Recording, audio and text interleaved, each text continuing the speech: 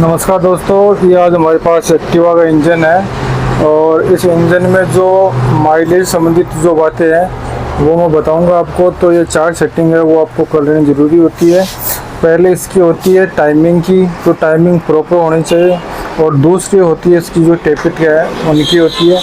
और तीसरी जो सेटिंग है आपको, तो इसका जो वेरिएटर है वो एकदम से क्लियर होना चाहिए। और चौथी सेटिंग है जो इसका जो क्लच शूज है वो क्लियर होना चाहिए। अब मैं बात करता हूँ उसकी टाइमिंग। तो टाइमिंग परफेक्ट कैसे मिलाई जाएगी इसकी, तो इसी के बारे में बात करूँगा आपसे। तो मैग्नेट है, आपको टॉप पे लाना है पिस्टन को। तो टॉप पे लाने का जो तरीका है वो इस तरह से है, जो ये निशान दिख रहा है आपको और ये वाला दोनों आपस में एकदम सेटिंग मिलना चाहिए। और उसके बाद में जो स्पोकी टेस्ट का टाइमिंग का, तो उसकी जो टाइमिंग है वो इस प्रकार से होनी चाहिए।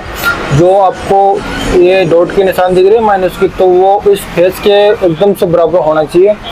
तभी जाके आपकी जो माइलेज की प्रॉब्लम है वो एकदम से परफेक्ट हो पाएगी। तो टाइमिंग का माइलेज में बहुत बड़ा रोल होता है। तो टाइमिंग हल्की सी आउट होगी तो आपकी बाइक है जो माइलेज है वो ज़्यादा कम करने लग जाएगी।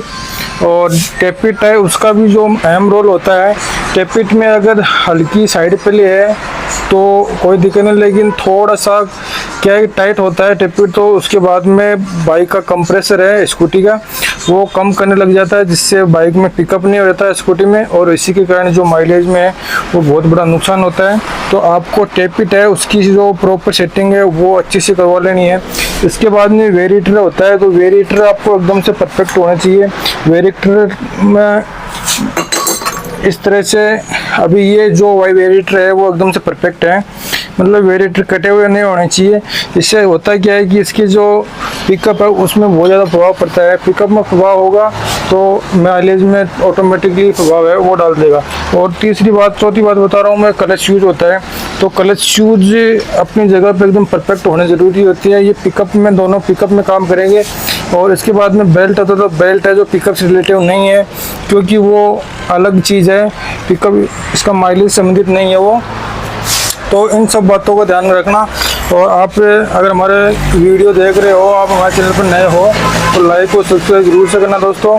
और आप भी अपनी स्कूटी है उसकी इस तरह से 4 सेटिंग है वो करवा लो। उसके बाद में इसका जो एवरेज है वो एकदम से परफेक्ट हो जाएगा। एवरेज में कोई कमी नहीं होगी। पहले आपको टाइमिंग है वो चेक करवाना है, उसके बाद में उसका टेपिट है वो चेक करवाना है, और उसके बाद में इसका जो वेरिएटर है, क्लच शूज है, उसको आपको चेकअप करवाना है। और उसके बाद में जो कार्बोरेटर होता है तो उसको अच्छे से ट्यूनिंग करना है, और खोल के उसका जो एयर वाला होल है उसमें आपको एयर लगानी है, अच्छे से ट्यूनिंग कर लेनी है। तो उसके बाद में आपका एवरेज है वो एकदम से परफेक्ट हो जाएगा, उसमें कोई कमी नहीं रहेगी आपके एवरेज में।